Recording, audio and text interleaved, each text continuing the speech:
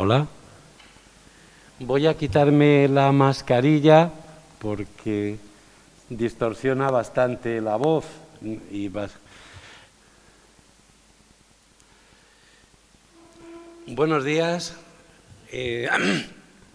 Encantado de conoceros, aunque sea en unos momentos, o de volvernos a ver los que ya nos conocemos. Comento un poco cómo he llegado aquí, porque acabo de conocer personalmente a Antonio, a pesar de que los dos nos hemos movido en el campo de la enseñanza, los dos somos segovianos, de los que nos gusta ser segovianos, supongo. Y bueno, Antonio contactó con el Foro Social, que es una agrupación que quizá conozcáis, de tipo progresista, que participamos en actividades políticas, sociales, culturales, y yo aparte, pues eso, he sido profesor de lengua y literatura durante muchos años y desde hace un año soy un feliz jubilado. Paso a hablar, entonces les comentó si existía la posibilidad de que el foro colaborara de alguna manera y me plantearon la posibilidad de que colaborara presentando yo. Bueno, entonces en estos días que hemos tenido bastante actividad por otro tema, encontré la suerte de que Antonio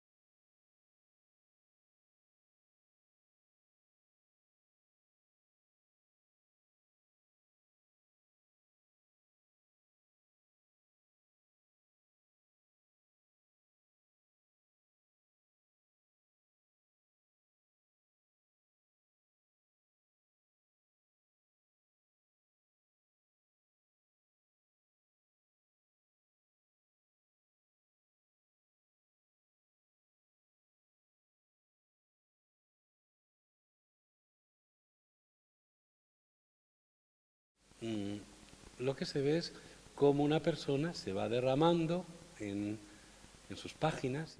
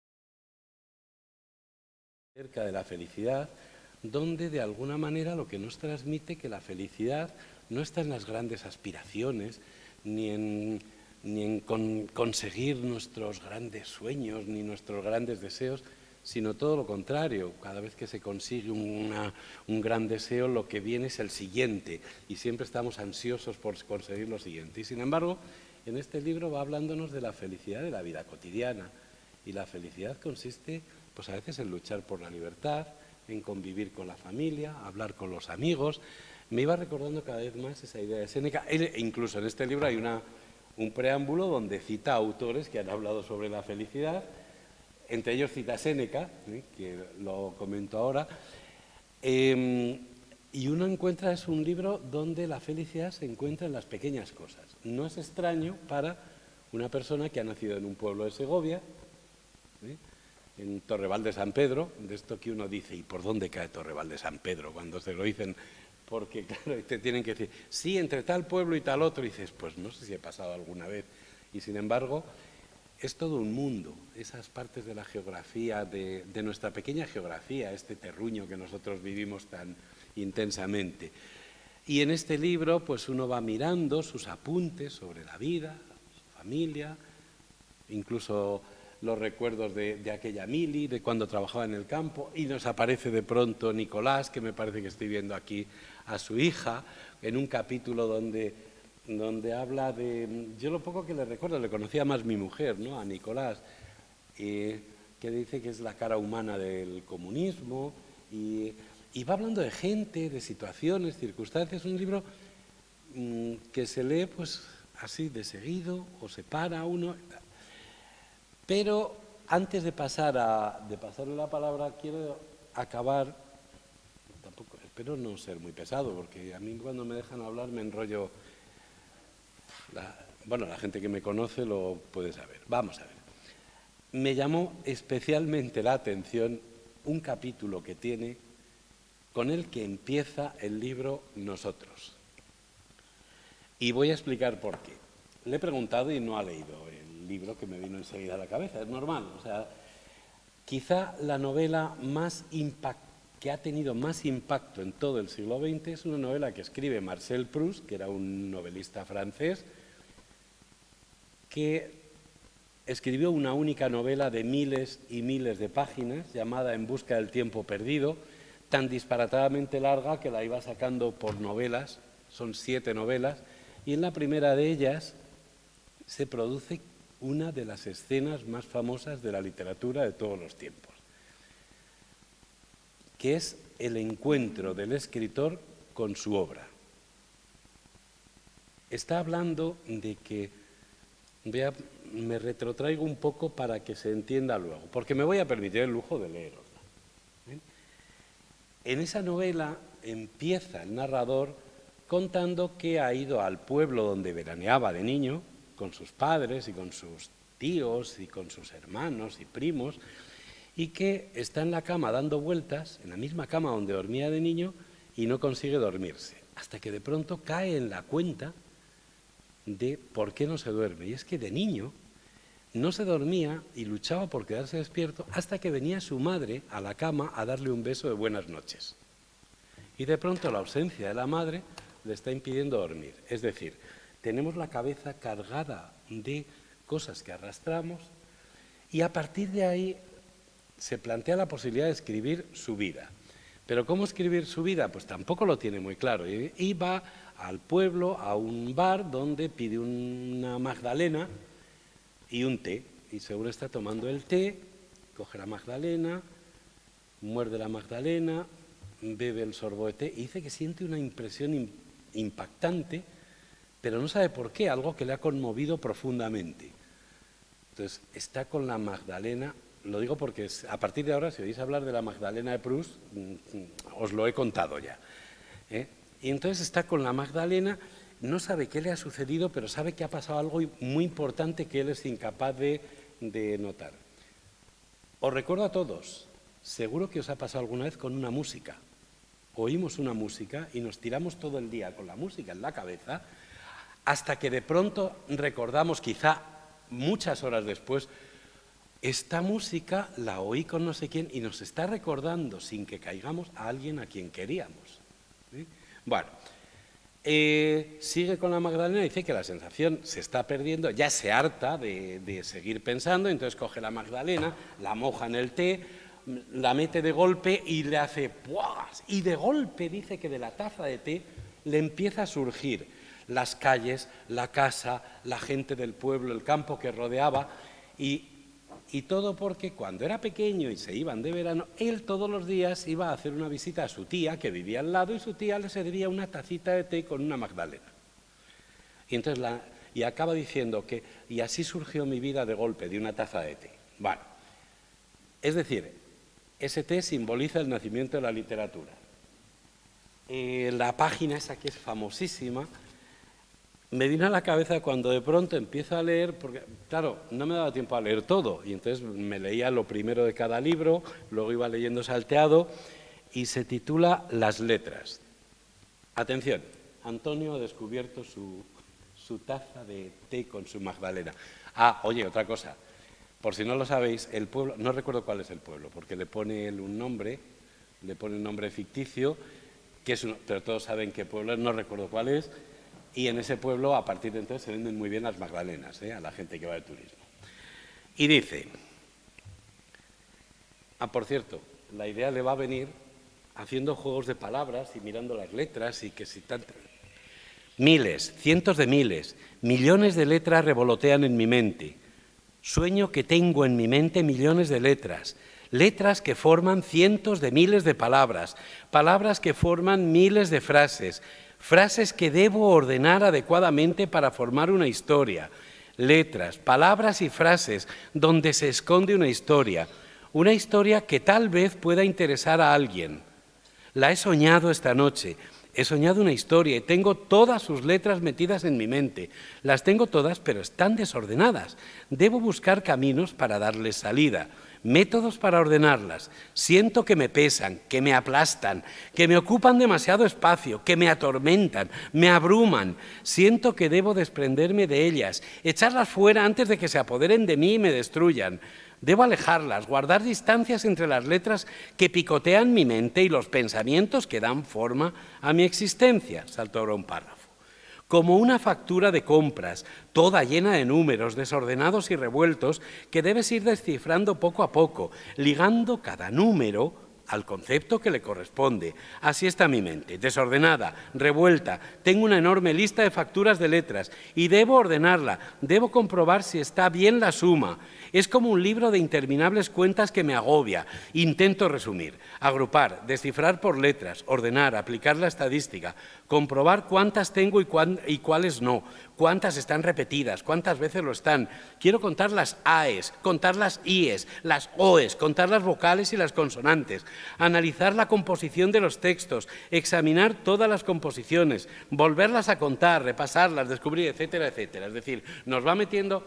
Todos hemos sentido esta sensación, ¿no? De decir, no sé qué tengo en la cabeza, pero que no me viene del todo y estamos tal. Y sigue la cosa. No puede ser eso, no puede ser así. Lo que hay en mi mente no es una cuenta exacta. No es la matemática lo que debo aplicar. Debe ser la imaginación, debe ser el desorden, la aventura, el riesgo. Pero ¿dónde se encuentran? Sigo dando vueltas a mi mente y no veo solución. Estoy desesperado, me siento atascado, no encuentro luz. Sigo con todas las letras dentro de mí y no descubro la forma de darle salida. Desisto, trato de eludir mis sueños, pero también me resulta imposible dejar de seguir pensando. Tengo miles, cientos de miles, millones de letras en mi mente, que bien ordenadas formarían una historia que veo, que tengo dentro, pero que no sé cómo darle salida. Hemos llegado al momento clave, os recuerdo lo de Proust, cuando de pronto ya harto de todo mete la magdalena, se la come empapada y es cuando le viene. ¿Verdad que nos aparecen las cosas cuando dejamos de buscarlas?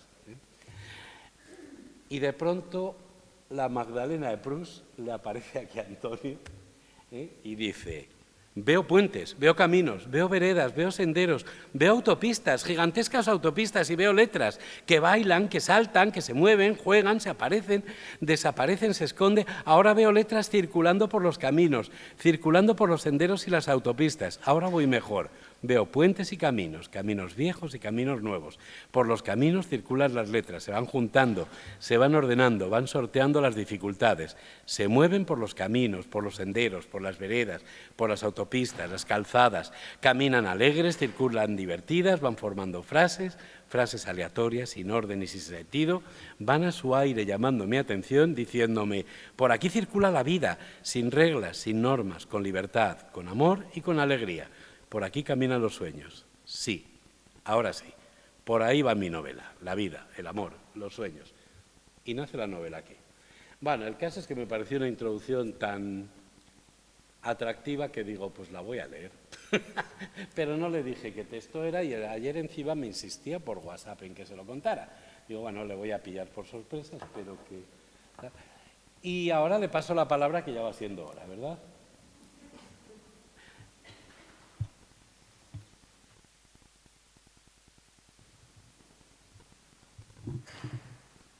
Yo me levantaba a las 4 de la mañana porque era la hora en que ni yo molestaba a nadie ni a mí me molestaba. La hora en la que no suena el teléfono y, en mi caso, la hora a la que pasan las ideas. Ya saben ustedes que cuando pasan las ideas hay que estar ahí. Ese es otro consejo que puedo darles. Las ideas o se cogen o se pierden, de modo que estén ustedes alerta y cuando tengan una idea, no la dejen escapar. Por eso, ahora que ya no tengo que ir ni a la oficina, ni a la universidad, ni estoy sujeto a horarios, sigo madrugando para estar ahí cuando pase la idea. José Luis San Pedro. Escribir es vivir.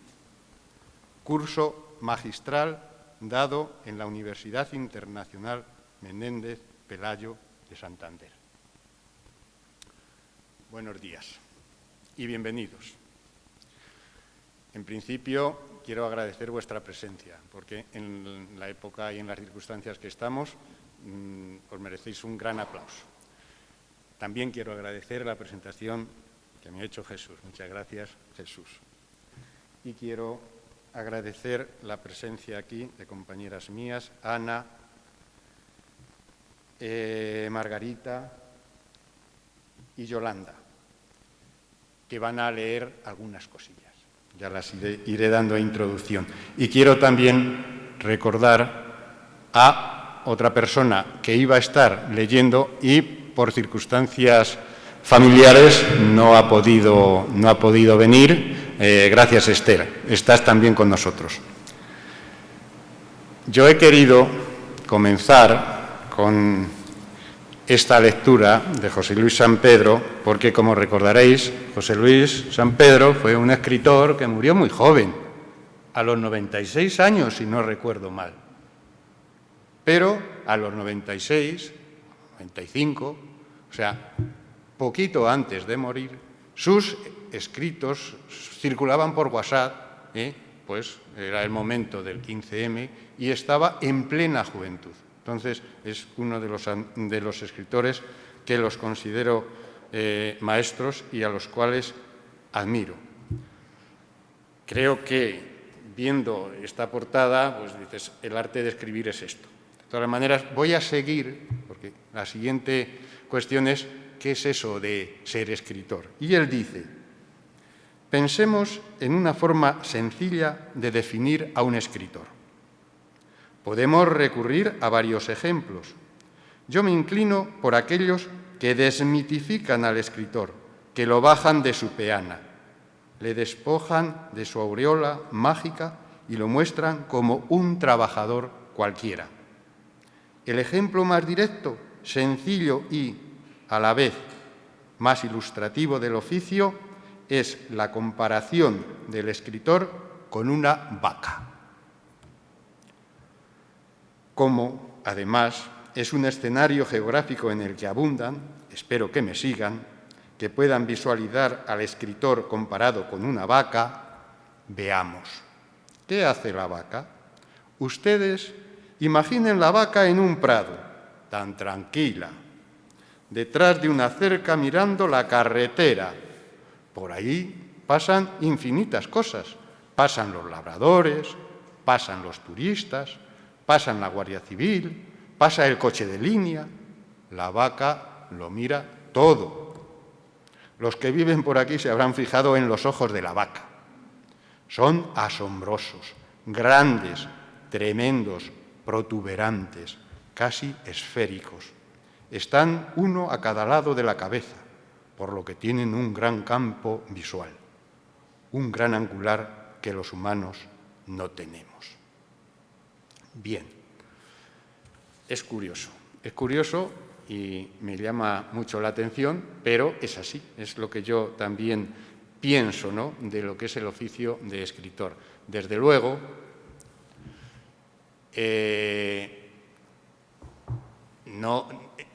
escrito esto de José Luis San Pedro, pues ya casi no se puede decir nada más.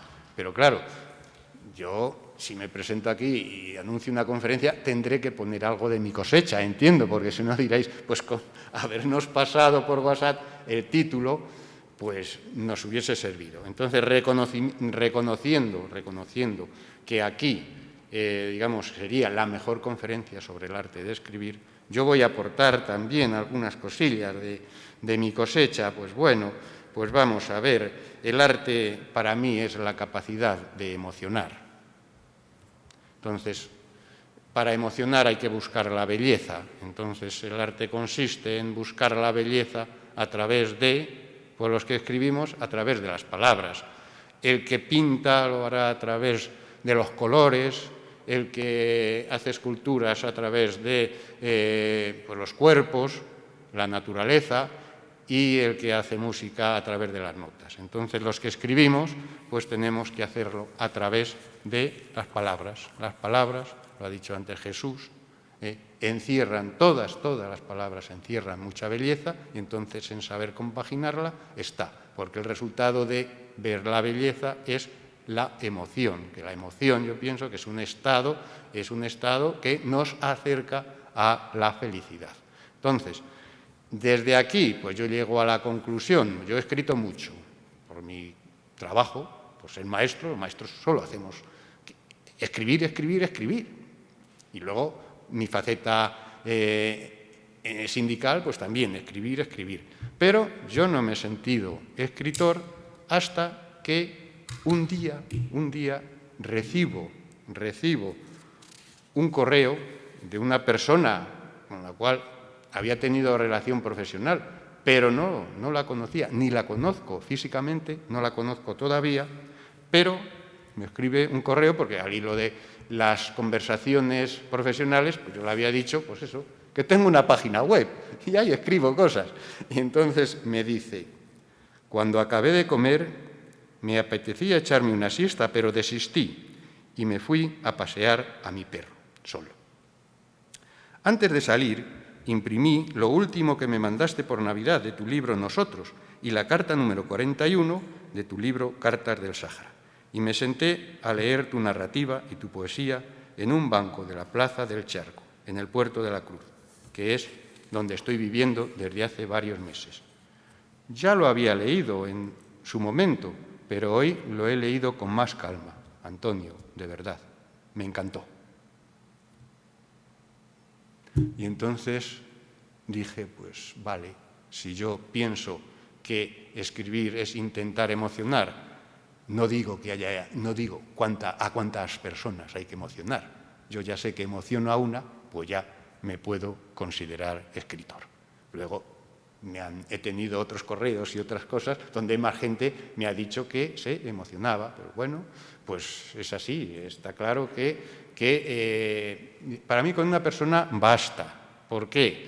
Pues porque imaginaros que todos escribimos, o al menos la mitad, porque todos podemos tener capacidad de emocionar, pero si escribimos la mitad y emocionamos a una persona, no cabe duda de que la humanidad sería más feliz. O sea, todos colaboraríamos a que la humanidad sea más feliz. Entonces yo desde aquí animo, porque normalmente los padres siempre se dice, tienes que leer, hay que leer, pero es más difícil decir, tienes que escribir. Para eso parece que se piensa, bueno, con uno que escriba, pues ya nos encargamos nosotros de leer. Pues no, yo animo a todos a que escribáis. ¿Por qué? Pues porque muchas veces cuando fallecen las personas se rebusca y se encuentra, y lo que más nos emociona y lo que más nos llama la atención es aquel poema, aquella canción que hemos encontrado en algún sitio. Bueno, pues esa es una de mis aportaciones. Vale.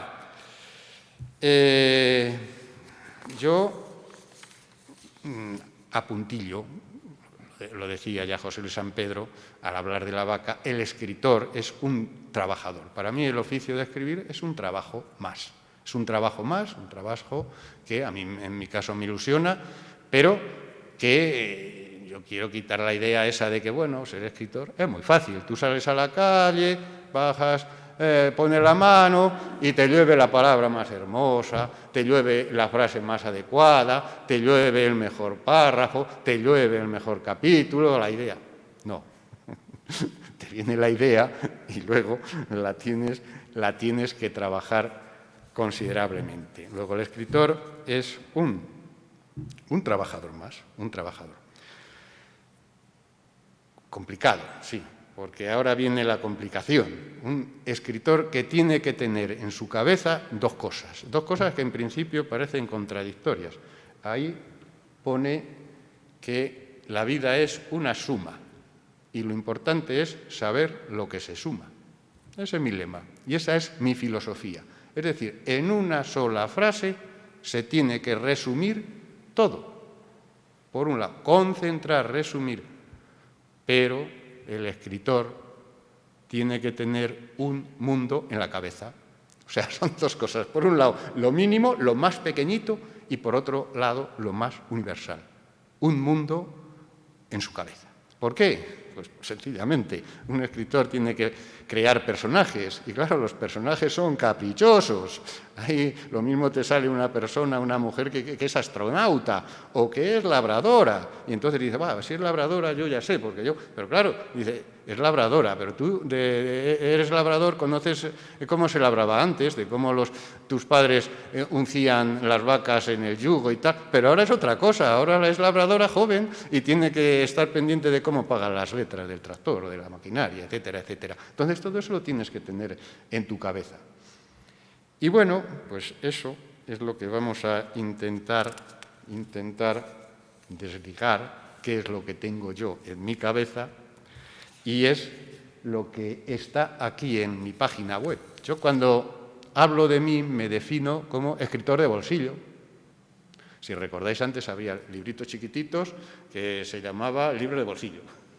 Pues ahora lo que pasa es que todos llevamos un móvil en el bolsillo. Entonces, si alguien teclea la página web www.aorejana.com, pues resulta que me lleva. Todo eso lo lleva en su bolsillo. Entonces yo me defino así como escritor de bolsillo y también me defino como escritor de pueblo o de barrio, ¿no?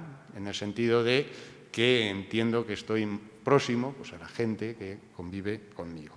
Entonces, desde ese universo, pues voy a empezar a hacer mención de cómo en mi cabeza pues hubo, porque claro, a medida que vas echando, para mí los libros es como un parto, es decir, lo más parecido a un libro es un hijo.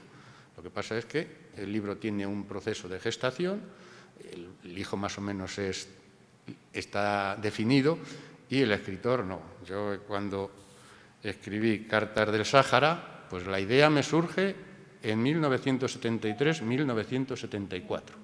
Cuando yo llego al Sáhara, aterriza el avión y veo que aquello no es España. Se ve. O sea, ves la arena, ves cómo se viste la gente y dices, esto no.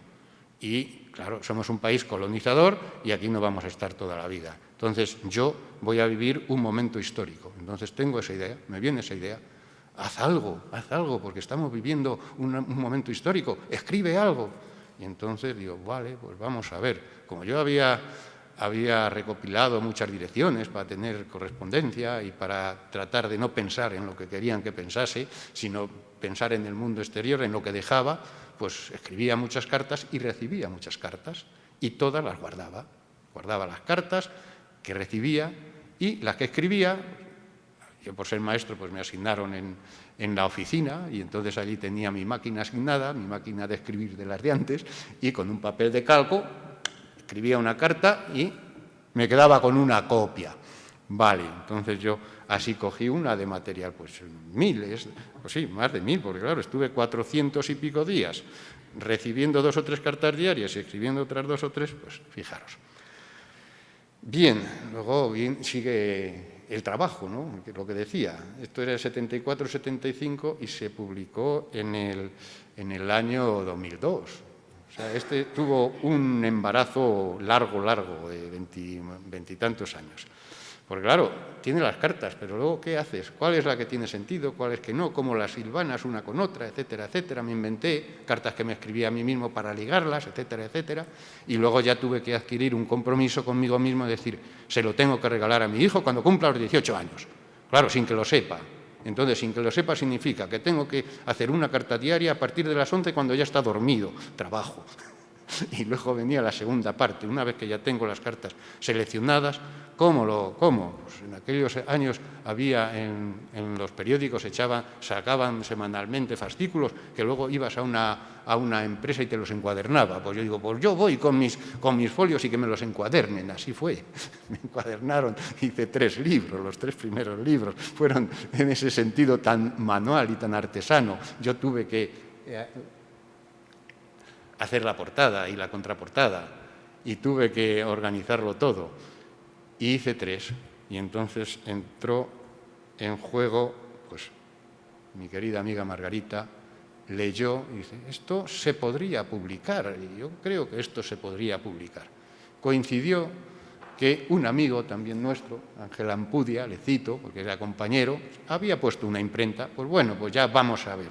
Me hizo un precio asequible y hice los 500 primeros ejemplares de Cartas del Sáhara. Para no entretenerme más, voy a dar la palabra a Yolanda, que va a leer una carta de aquellas.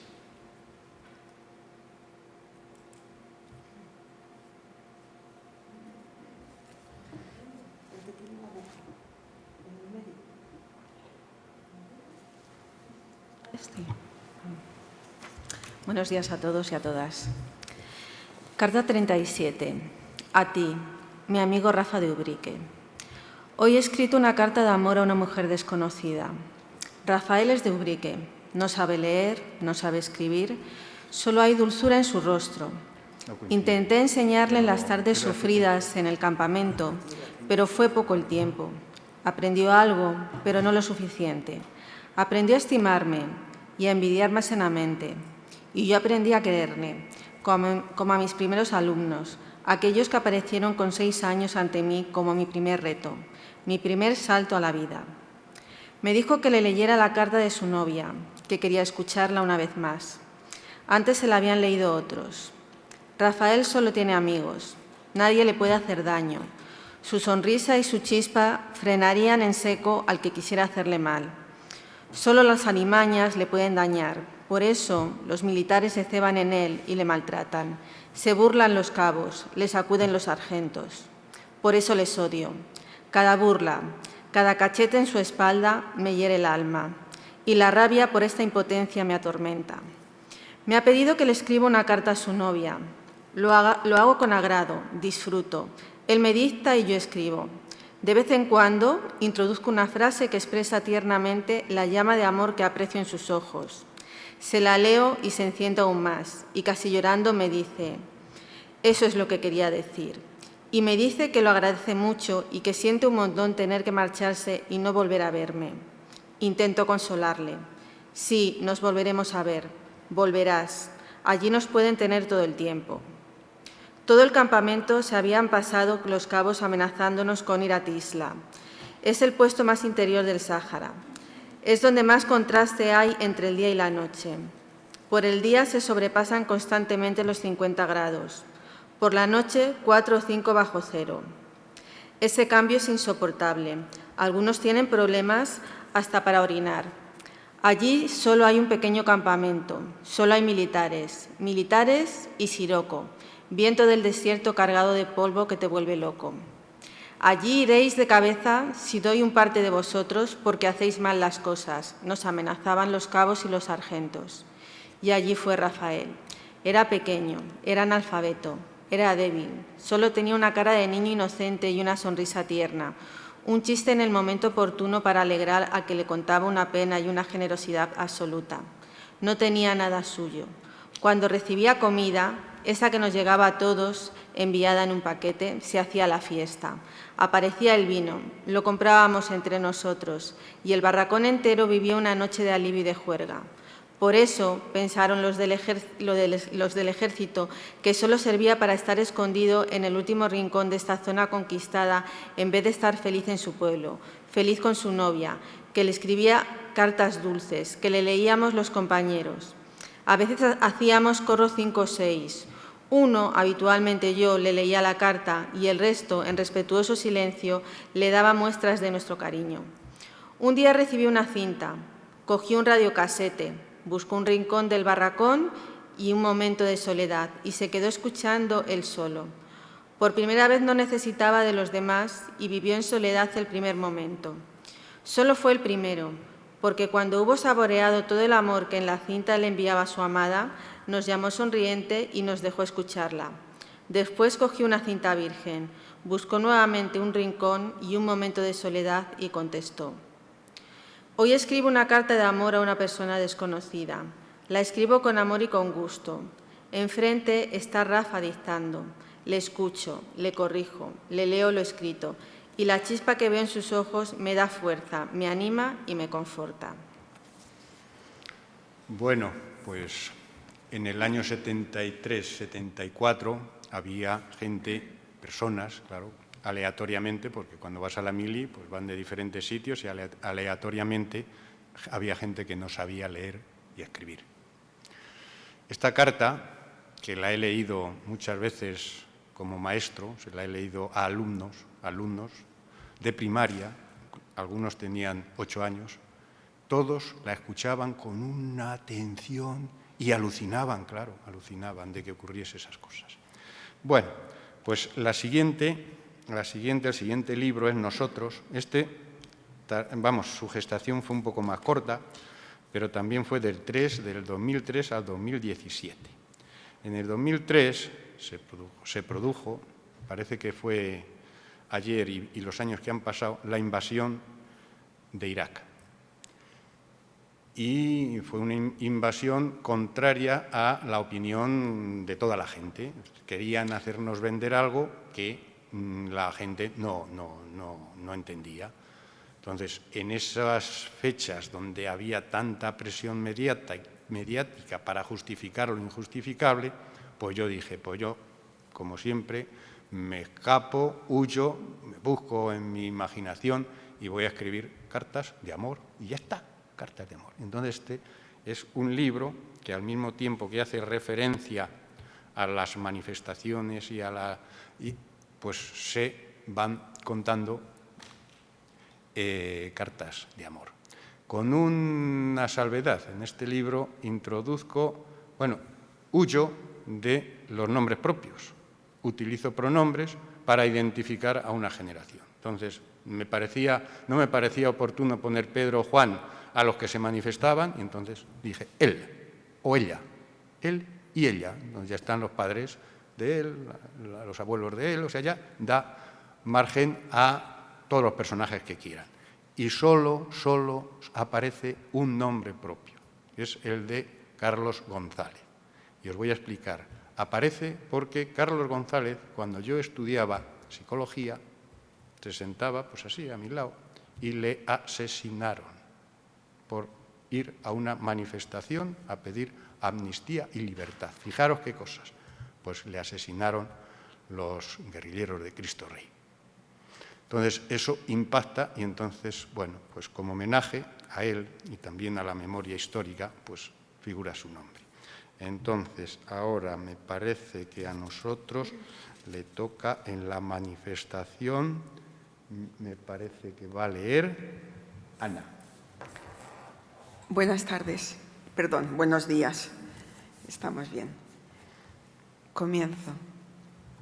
Todo estaba lleno, pero yo encontré mi camino. Hay un sitio por donde solo circulan los sueños, un sitio que me había aprendido de pequeño y que ahora veía con claridad. Una simple valla separaba a la gente que estábamos dentro del retiro de la que llenaba por completo la calle de Alfonso XII. Una valla a la que dirigí mis ojos, vi sus bordes puntiagudos, que eran como cuchillos afilados, pero no me amedrentaron. Me quedé por unos momentos ensimismado. La línea que nos separaba apuntaba al cielo. Cuando bajé la vista y me crucé con la de mi amigo, supe que él se había dado cuenta de todo. Tú puedes. Claro que puedo. Tú me vas a ayudar y me vas a alcanzar la pancarta. La pancarta era sostenida por vecinos del barrio. Solo ponía paz. Yo saqué un rotulador y añadí el nombre de ella. Mi amigo colocó sus manos a la altura de su cintura. Yo me descalcé y puse mis pies en sus manos al mismo tiempo que me agarraba la valla. Mis pies pasaron de sus manos a sus hombros y de sus hombros pasaron a su cabeza. Cuando llegaron a su cabeza, yo ya me había apropiado de los bordes de la valla. Ya los acariciaba, notaba su frialdad, pero sabía que los tenía domados. Trepé el trozo escaso que me faltaba y mis manos y mis pies se hicieron sus dueños. Cuando conseguí erguirme, levantar los brazos y pedir la pancarta, una sonora ovación me dio la seguridad de que no fallaría en mi intento. Despacio, acariciando sus picos con los callos de mis pies y con mis brazos levantando la pancarta, caminaba más cerca de las nubes que de la multitud que seguía en el retiro y de la que llenaba las calles de Madrid. Porque no era solo Alfonso XII la calle abarrotada. Valenzuela, Montalbán, Juan de Mena, Antonio Maura, hasta la Cuenta de Moyano.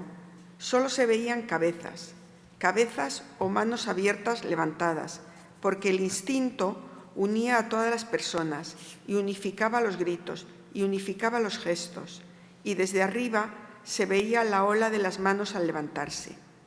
Las palmas de las manos que empezaban a aparecer en la plaza de Neptuno eran como un río que avanzaba por todas las calles adyacentes.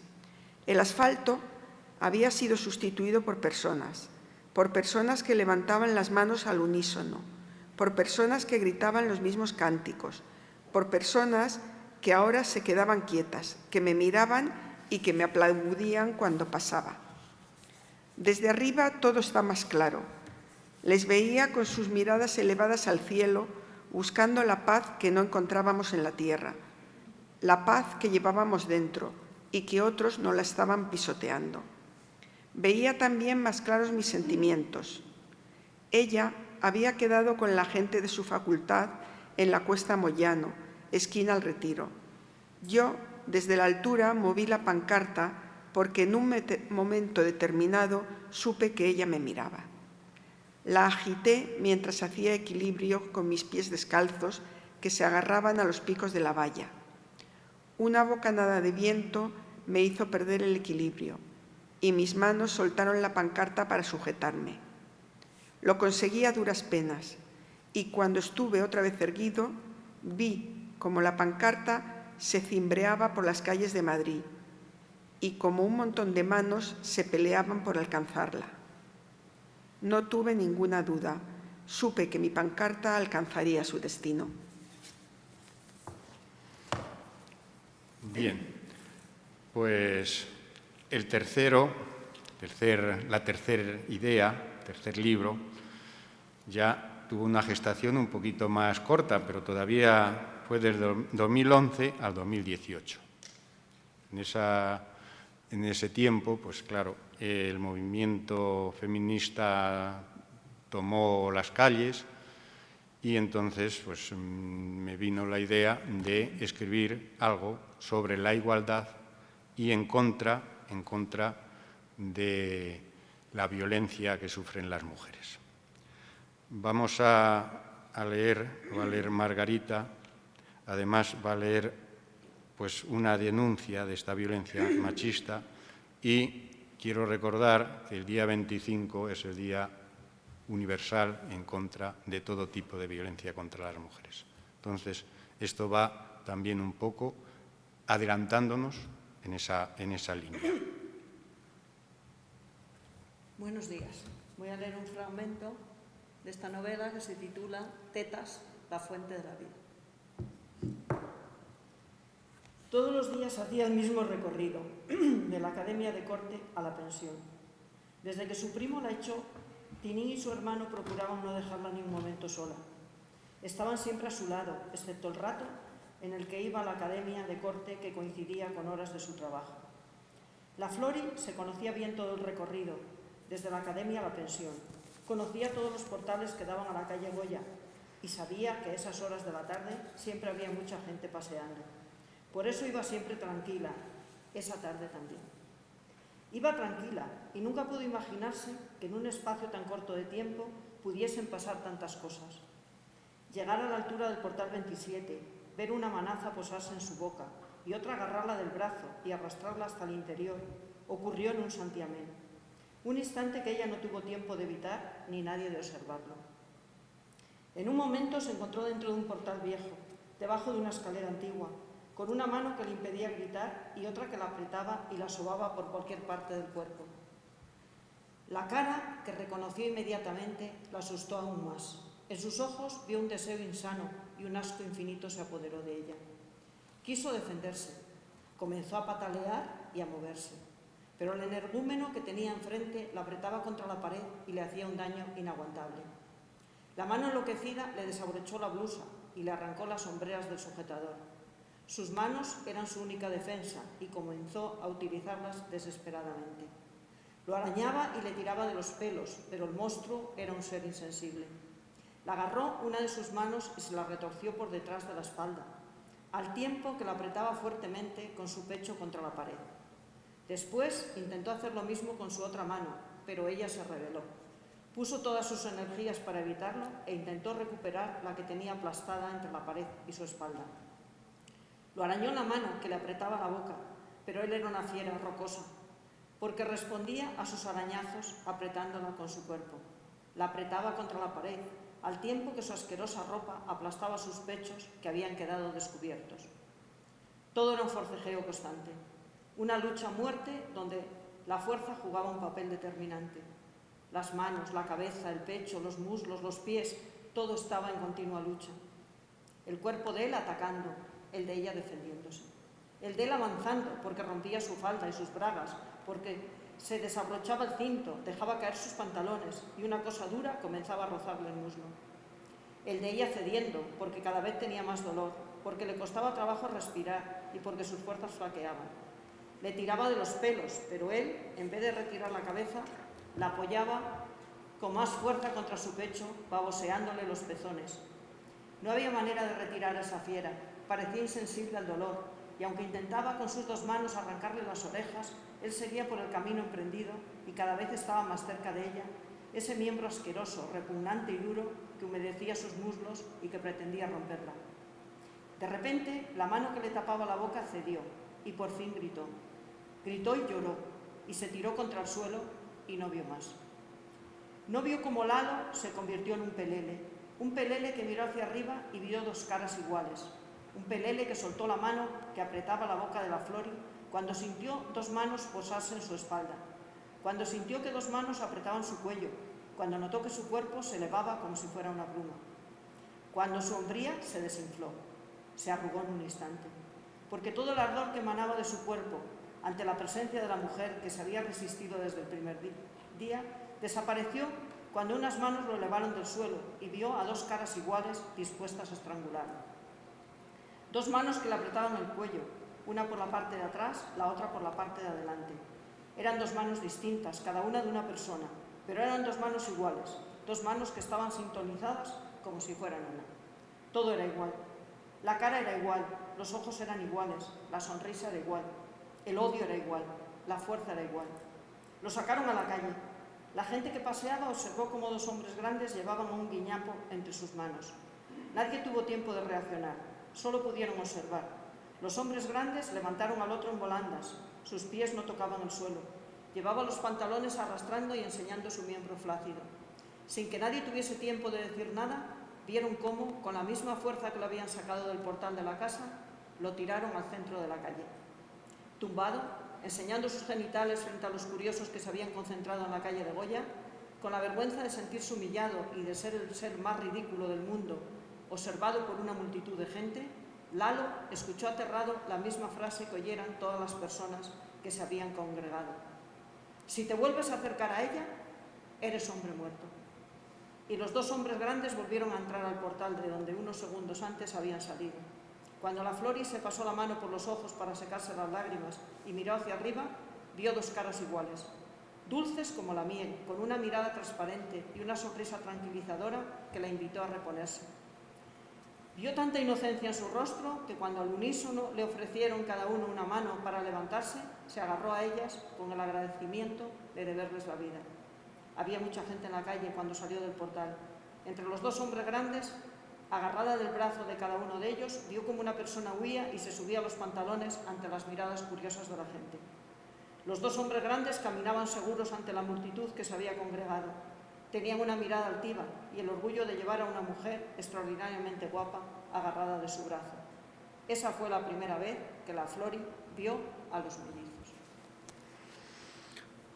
Bueno, pues el siguiente hay una sorpresa porque Memorias de David para hacer reír a Elena se gestó en una semana.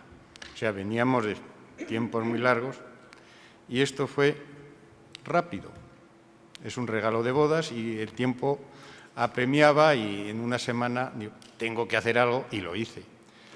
Es, digamos, más breve, es un libro más breve, quizá menos ideológico y más comercial, pero sí tiene, si veis la portada, simplemente la portada, tiene su carga ideológica, porque imaginaros, da igual Memorias de David para hacer reír a Elena que Memorias de Elena para hacer reír a David. Imaginaros que todos escribiésemos unas memorias con ese objetivo de hacer reír a la persona con la que vamos a compartir la vida. Pues es también una idea de la igualdad. Me parece que vamos a leer una página también. Margarita. Es el principio de la novela, o de lo que sea. Mis primeras vacaciones en la playa. Yo creía que no me entendían, pero hoy he podido comprobar que lo hacían a la perfección. Nadie hubiera podido escribir mejor que ellos estas memorias que he encontrado en el cajón bajero del mueble del escritorio de la casa de mis padres. Estaban escritas en forma de diario, en una carpeta, junto a otros manuscritos, debajo de una regla y un cartabón, de una grapadora, de gomas de borrar, un papel mate y otros útiles de escritura de la de antes. Allí estaban todas las claves para poder recordar mis primeras vacaciones en la playa. Como yo entonces no sabía escribir, utilicé a mis padres para que lo hicieran por mí. Creí que nunca lo encontraría y que no podría jamás recordar mis primeros contactos con la arena y con el agua. Dudaba de que entendiesen lo que les quería transmitir, porque yo entonces me expresaba con mucha dificultad, como podréis comprobar. Pero los padres son siempre muy inteligentes y entienden a los hijos con solo mirarlos. Así pues, después de recuperar estas memorias, quiero manifestar dos cosas. La primera es el agradecimiento a mis padres por escribirlas y por hacerme fotos. Antes se leía, se escribía y se hacían fotos.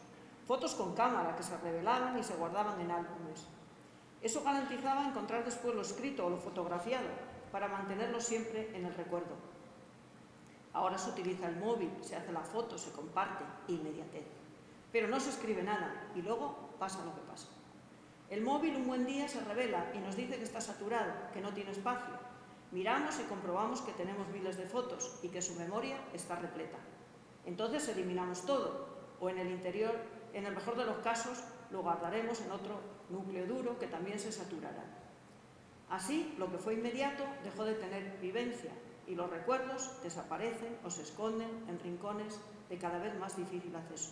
Por eso, la segunda cosa que quiero decir a todos los padres es que escriban sobre sus hijos, que les hagan fotos, que se puedan tocar y que todo lo guarden en cajones de fácil acceso para que cuando llegue el tiempo de los recuerdos sea posible su encuentro. Nota aclaratoria antes de seguir con estas memorias. Unas veces escribe mi padre y otros mi madre. Procuraré iros orientando de cuándo lo hace cada uno en las introducciones para que así sepáis distinguirlos. De mí no digo nada, porque para eso está lo de la primera persona. Bueno, pues ya va quedando poco, porque ya llegamos al último libro, que es Vida y Libertad, un ensayo sobre la felicidad, que yo lo ha presentado y ha dicho y ha hablado de él ya antes Jesús, lo considero un poco un híbrido. Dentro de lo que es un ensayo, pues lanzas una idea, luego la argumentas y sacas unas conclusiones. Entonces yo lanzo una idea sobre la felicidad, argumento, y la argumentación es pues una novela, o un estilo literario que es las memorias, porque yo pienso que todo lo que escribimos, pues hay parte de recuerdos nuestros y parte de ficción. Entonces, considero que es imposible escribir solo la realidad. Sería, en todo caso, se podría televisar algo, pero tampoco, porque cómo se televisan los sueños. Y tampoco se podría escribir ficción si no tuviésemos recuerdos. Yo creo que si no hubiese memoria no nos podríamos inventar nada. Entonces, todo lo que escribimos es una parte real y una parte de ficción. Bien, pues este híbrido, en lo que hace referencia a lo que yo llamo el camino de la felicidad, porque en este ensayo yo la felicidad la presento como un camino. Entonces vamos a llegar a ese final del camino con una lectura que nos va a hacer Jesús. Bueno, esto es más difícil de encontrarlo. Sí, no, esto no. Simplemente deja el inicio. Sí. Pongo la primera, sí. Es difícil porque no hay referencias. La derrota del miedo y el encuentro con la solidaridad me introdujo en una vida nueva. A mi mente acudió la idea de la felicidad colectiva. Estaba ligada no al concepto de la vida, que ya se perfilaba y se concretaba tanto como lo real, el día a día, sino al de libertad. Un concepto que cada vez se iba configurando más como lo utópico, lo variable, pero lo necesario para tener una perspectiva de futuro y para que todo tuviese una razón de ser, la razón de la esperanza y el sentido que le daba el tener ideales. Las ideas comenzaron a acudir a mi mente con una insistencia inusitada. Escribía todo lo que se me ocurría y en la escritura encontraba un camino por el que desaguaban todos mis miedos y todas mis angustias. La escritura era un parto relajante en el que vida y libertad eran como las dos caras de una misma moneda. La escritura, la familia que con la llegada de los nietos creció de forma exponencial y el ocio, identificado con mi huerto, formaron una trilogía perfecta, la de la jubilación. La idea de la felicidad colectiva no estaba asociada a la visión de un mundo feliz, sino a recorrer un camino por el que me sentía satisfecho. Y me sentía feliz porque iba acompañado de numerosas personas que divisaban el mismo final, la denuncia de las injusticias y la satisfacción que me producían las protestas se convirtieron en una fuente de inspiración y de una certeza absoluta de encontrar el horizonte que siempre había perseguido. La visión de un mundo en paz, de un mundo distinto, en el que todas las personas se alejasen de sus miserias y abrazasen lo más hermoso de sus sentimientos, me bastaba para asomarme al precipicio y vislumbrar ese otro mundo del que se llevaba ya tanto tiempo diciendo que sí era posible. Era posible, aunque supiese con toda certeza que la felicidad no consistía en verlo, sino en dejarlo escrito. La felicidad colectiva es, pues, un camino, una lucha interminable. El objetivo es que ese camino sea recorrido cada vez por un mayor número de personas.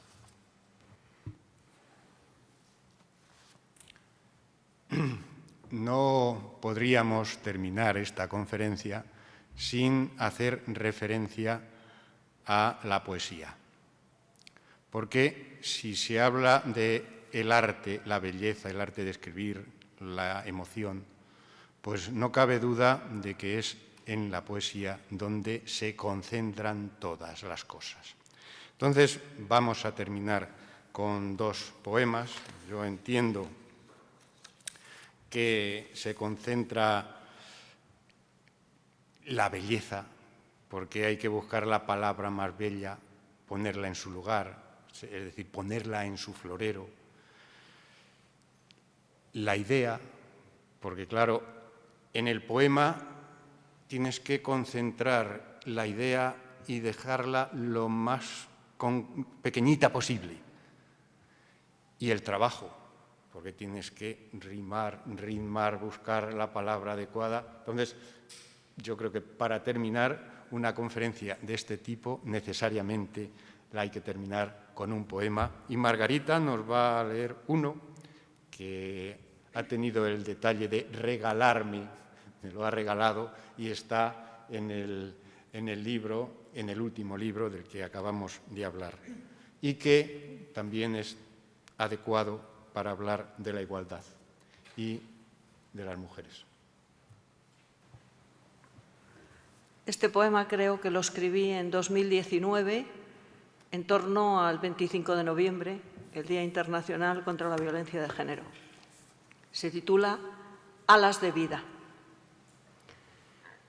Unos pasos del color de la sombra que rompen estrellas, el sonido de la inquietud, un crujido hiriente de una llave en la cerradura, el fragor del miedo, puertas que se abren al desprecio y se cierran a las miradas, el rayo de la violencia, diluvio de insultos que ensordecen los truenos, el velo de la oscuridad, una súplica entrecortada, un grito ahogado, un sollozo infantil, el eco del desamparo. Una paloma herida a la que le han cercenado las alas y manchado el plumaje, las lágrimas del silencio, el mar del llanto, un océano de dolor y soledad. No, una palabra rotunda estalla radiante, bálsamo para las heridas y beso para el alma. Es la voz de la resistencia. No, no volverá a ser la violeta pisada de la insignificancia. No, no será el quejido ahogado de un corazón encogido. No, no se resignará a ser un ave de alas quebradas. No, bajará a la plaza y andará entre la gente, con pundonor, sin vergüenza, entre niñas y niños, hombres y mujeres. Será esa paloma que busca el olor del pan y el color de la esperanza. Dos muletas aladas serán sus zapatos, el sí de la rebeldía y el yo del orgullo. Oíd, sí, yo. Palabras perdidas, quizás extraviadas en el reino del olvido. Palabras que hoy saben abrazos, abrazos sedosos entre tejidos de luz. Tejerá nuevas alas, alas del color de la dignidad. Las desplegará con fuerza y volará. Volará y volará, con alas de mujer, con vuelo de persona. Volará muy alto, a algún lugar donde la negrura de los buitres no oscurezca su vuelo. Y dejará tras sí un halo de luz, un dorado amanecer, un sueño sosegado y luminoso. Con alas de mujer. Alas blancas tejidas con los hilos de la libertad. Alas rosas teñidas de amor y justicia. Alas violáceas izadas contra la violencia machista. Rojas, amarillas, verdes. Alas de vida. Y yo, como os he dicho, soy muy de pueblo, también lo ha dicho Jesús, y voy a recitar una oda al pimiento. En mi huerta hasta hace poco había pimientos, ahora ya han caído los hielos. Oda al pimiento, minúscula semilla, insignificante vida, poro seco que de mi mano pasas a dormir en un surco arropado por la sábana fina de la arena y el manto húmedo del estiércol. Rompes el suelo en un instante, en el instante del rayo de sol penetrando en la vagina de la tierra, y emerges al son de los tambores, fragante. Se te ve trepar entre terrones buscando el aire, con tu tallo y tus hojas manchadas de rocío, escuchando a un grillo que te cante. De la noche a la mañana floreces, capullo verde, pétalo blanco, morro arrugado, mirada gacha, juventud domada a golpes de las tempestades, los terremotos y las inundaciones.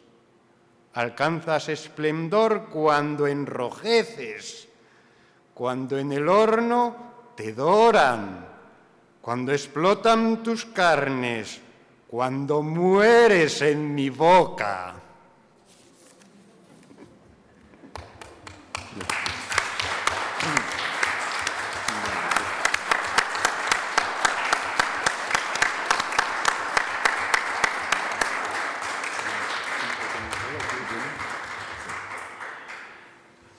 Bueno, muchas gracias a todos por la atención, por los aplausos.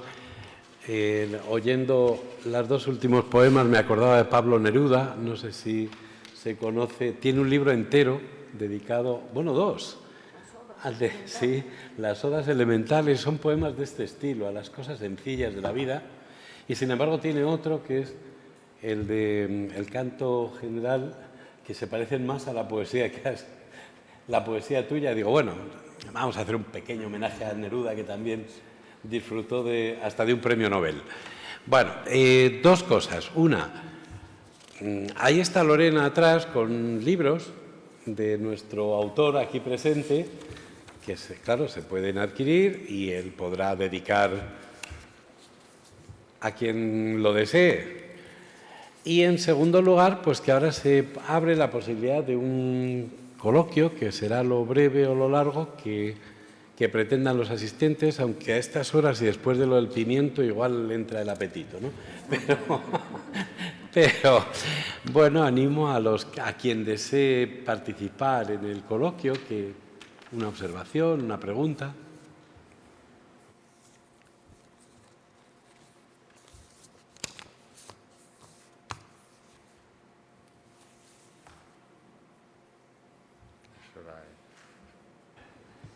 Tened en cuenta que somos docentes varios de nosotros y os podemos poner un 0, ¿eh? Por no presentado. Exactamente, ya tienes un aprobado. Exacto.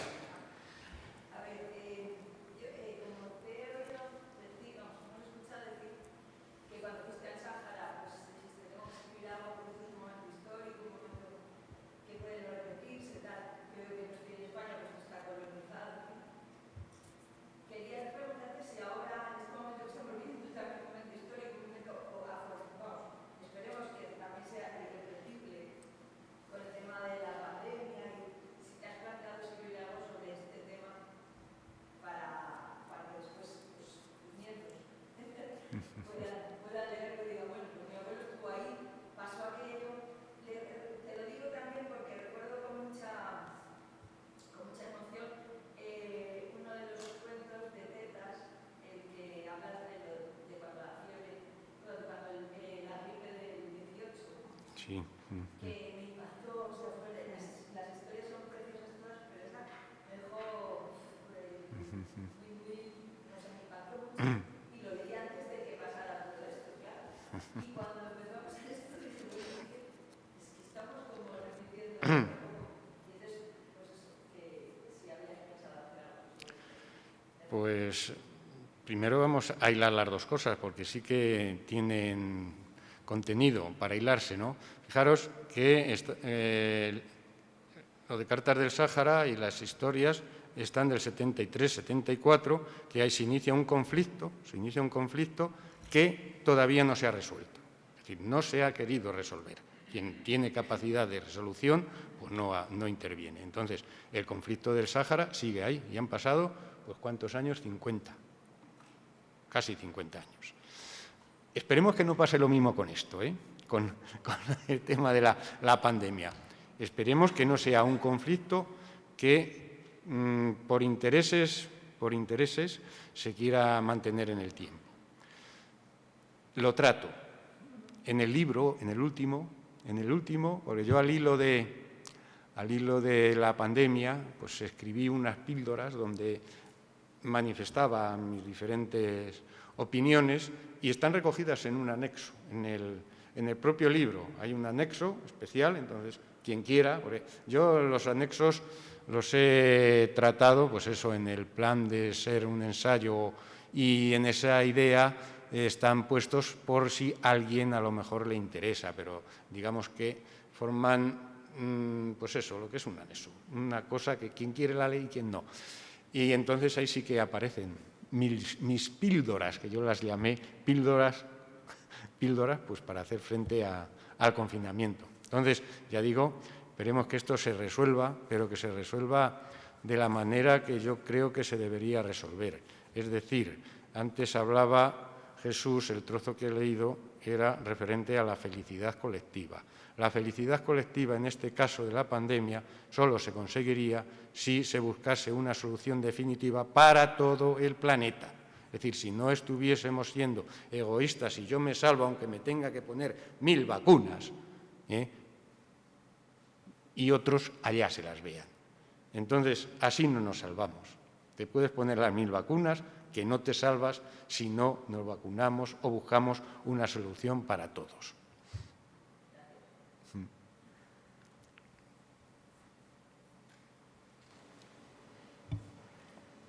Pues si no nos... Bueno, pues yo creo que sí. Bueno, aprovechando que lo ha citado Teresa, y es un tema para el que yo soy sensible, el del saharaui, a mí me resulta muy curioso, es que lo he recordado cuando ha citado que llegó y vio que dice, esto no es España. Por si no lo conoce la gente, hay casi la última generación de escritores que se produce en España, son escritores saharauis que escriben poesía en castellano. Hay unos poetas magníficos y de pronto uno se plantea si esto me parece que es Blas de Otero el que hablaba de la madre y la madrastra que ha sido España, y es curioso que hayan mantenido ellos una fidelidad que ni siquiera fuimos capaces de sostener nosotros. Yo he tenido, por ejemplo, una niña varios veranos en casa, ahora es una mamá, y de vez en cuando me saca el móvil y le dice al niño, mira, los abuelitos. Es muy curioso cómo funcionan estos temas de la felicidad a través de... Pues, quiero decir que yo me emociono viendo al chavalín que tiene y cosas así que ni le he podido coger en brazos. Claro, veo la diferencia, ¿no? Cuando, ¿verdad?, en la contraportada que puede salir la familia. Y bueno, es curioso que la literatura sea lo que nos ha unido al final y lo que posiblemente nos vaya a seguir uniendo hasta que se cansen de nosotros y empiecen a escribir y dejen de escribir en castellano. Otra persona. Sí, pero al hilo, antes de cerrar esto, yo al hilo del debate este que se ha abierto y del contacto con la Asociación de Amigos del Pueblo Saharaui, entonces a lo mejor podemos trabajar. Pues yo también tengo contactos con gente, con poetas, y la generación, me parece que es la generación de la amistad, y entonces... No, pues sí, Bahía. Y nosotros aquí hicimos hace 2 años un recital. Podríamos intentar gestionar alguna cosa. Yo me ofrezco, a hacer algún tipo de recital con la base esa de... Y luego había alguien más que quería...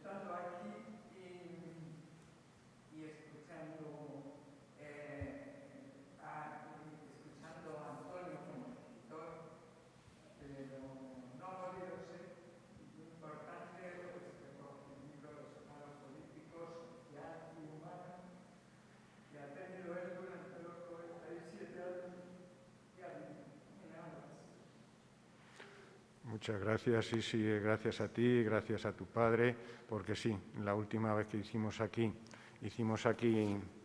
pues el homenaje a García Lorca, estaba él, hicimos a Marcos Ana, si no recuerdo mal, en Navas de Oro estaba él, o sea, hubiese estado aquí, pero está en el recuerdo. Muchas gracias a él. Bueno, pues ya.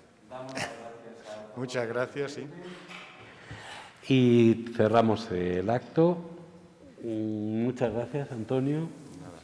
Gracias a vosotros por el acompañamiento y a la asistencia, porque, claro, ya digo, lo he dicho al principio, hay que reconocer, en los momentos que estamos, pues hay que hacer un esfuerzo para venir. Y yo creo que también hay que intentar, pues eso, normalizar las cosas y esperemos que, bueno, pues con las debidas precauciones, que aquí tenemos un espacio y yo creo que los actos culturales pues no contagian. O sea que muchas gracias.